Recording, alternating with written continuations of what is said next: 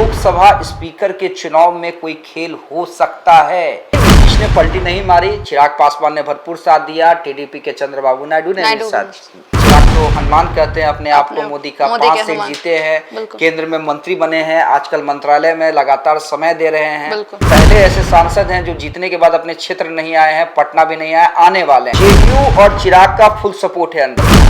नमस्कार, आप देख रहे हैं देशवा न्यूज। मैं हूं प्राची सिंह आपके साथ। लोकसभा चुनाव में तो जीत हो गई नरेंद्र मोदी की, लेकिन एक बार फिर से नीतीश और चिराग की वजह से एक बार फिर से नरेंद्र मोदी जीते। और इसी बातों को लेकर हमारे साथ ग्रुप एडिटर अमित झा जुड़े हुए हैं और बातचीत करने के लिए आखिर कैसे जीत हुई है नरेंद्र मोदी की। देखिए, लोकसभा चुनाव में एनडीए की सरकार जीती, बहुमत में आई, बीजेपी बहुमत में नहीं आई।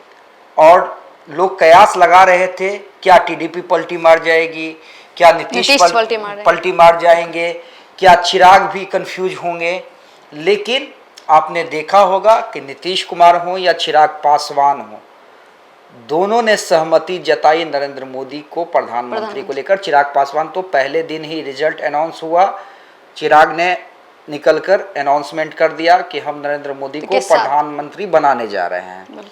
नीतीश एक दिन चुप रहे, फ्लाइट में भी गए तेजस्वी के साथ, कयास पे कयास लग रहे थे। लेकिन नीतीश कुमार का वो वायरल वीडियो देखिए जिसमें किस अंदाज में वो नरेंद्र मोदी की तारीफ करते नजर आए। कहा कि आज ही आप शपथ ले लीजिए। हाँ, बैठक में ही बोले आज ही आप शपथ ले लीजिए। और नरेंद्र मोदी ठहाका मार के हंसे थे। खैर, वो तमाम बातें हो गई, नरेंद्र मोदी अब प्रधानमंत्री बन गए।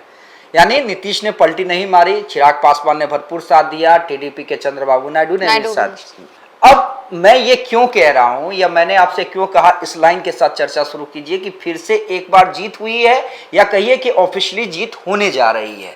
और उसकी वजह बने हैं कौन? नीतीश और चिराग। कैसे, ये समझिए। देखिए, लोकसभा स्पीकर का चुनाव होना है, बिल्कुल लोकसभा स्पीकर का चुनाव होना है। और तमाम लोग ये कयास लगा रहे थे कि क्या लोकसभा स्पीकर के चुनाव में कोई खेल हो सकता है, क्योंकि टीडीपी ये कह रही है कि स्पीकर हमारे होने चाहिए। अगर जेडीयू भी अड़ती तो नरेंद्र मोदी पसोपेश में आते। लेकिन नीतीश कुमार ने क्या किया? नीतीश कुमार ने टीडीपी को प्रेशर बनाने का मौका नहीं दिया। कैसे नहीं दिया?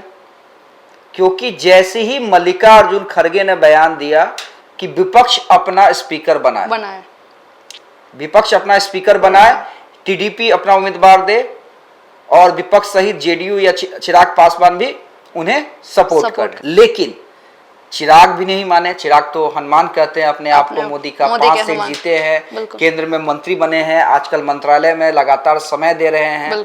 मतलब मुझे लगता है कि पहले ऐसे सांसद हैं जो जीतने के बाद अपने क्षेत्र नहीं आए हैं, पटना भी नहीं आए, आने वाले हैं। उसके बाद हाजीपुर में कारखाने की बात भी कर रहे हैं क्योंकि अभी मंत्रालय में वो समय दे रहे हैं। पहली बार मंत्री बने हैं, पिता की विरासत को भी संभाल रहे हैं और पिता के मंत्रालय को भी संभाल रहे हैं, तो मंत्रालय में वो ज्यादा भी फोकस किए हुए हैं। तो खैर चलिए, वो अलग बात है। लेकिन चिराग ने साथ दे दिया कि नहीं, बीजेपी जिससे स्पीकर बनाएगी हम उसके साथ हैं। नीतीश कुमार की पार्टी ने बयान दे दिया कि बीजेपी के स्पीकर जिसे भी वो स्पीकर बनाएगी हम उसके साथ हैं। अब फिर संजय राउत का बयान आया, फिर डराने की कोशिश हुई कि अगर बीजेपी का स्पीकर रहेगा तो एलजेपी को, जेडीयू को, टीडीपी को, जयंत चौधरी की पार्टी को बीजेपी तोड़ देगी। उसका भी असर नहीं हुआ। फिर भी ना नीतीश माने ना चिराग माने, मतलब उनके असर में नहीं आया। ठीक है, उन्होंने बीजेपी पर भरोसा जताया। अब टीडीपी, अब समझिए अब क्या हुआ है। जिस तरह से प्रोटेम स्पीकर अपना बीजेपी ने दिया है, तो ये तय मानिए और जो सूत्र बता रहे हैं, स्पीकर भी बीजेपी का ही होगा, क्योंकि जेडीयू और चिराग का फुल सपोर्ट है अंदर खाने। और टीडीपी को डिप्टी स्पीकर का पद जा सकता है, स्पीकर नहीं, डिप्टी स्पीकर। चाहे तो डिप्टी स्पीकर के लिए जेडीयू भी अड़ सकती थी, बिल्कुल अड़ सकती थी कि भाई जब टीडीपी को तो जेडीयू को क्यों नहीं।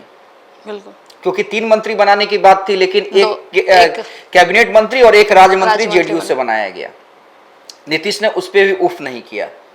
चिराग को लेकर यह कहा जा रहा था कि एक केंद्रीय मंत्री, एक एमओएस। हालांकि मैंने आपको याद कीजिए कि मैंने शुरुआत में ही कह दिया था कि चिराग एक कोई मंत्री ब्लैकमेल नहीं करने जा रहे हैं, वो एक से ही संतुष्ट हैं, एक केंद्रीय मंत्री से संतुष्ट हैं। और वैसा ही हुआ, उन्हें बड़ा मंत्रालय मिला, ऐसा मंत्रालय मिला जहां पे रोजगार की संभावना है, जहां पे कई फूड प्रोसेसिंग यूनिट लगा के चिराग ये साबित कर सकते हैं कि देखिए रोजगार हम अपने मंत्रालय से भी दे सकते हैं।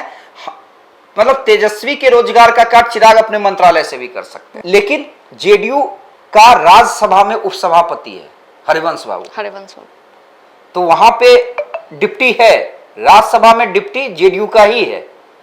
अब लोकसभा में डिप्टी टीडीपी का होगा, बीजेपी का स्पीकर होगा। ये तय मान लीजिए कि नीतीश और चिराग ने नरेंद्र मोदी की पूरी टेंशन खत्म कर दी है, और बीजेपी कोई दबाव में, न विपक्ष के दबाव में आने जा रही है, न टीडीपी के दबाव में आने जा रही है, क्योंकि उससे बिहार के दो मजबूत सहयोगी नीतीश और चिराग का सपोर्ट है, और स्पीकर जो है वो बीजेपी का ही होगा।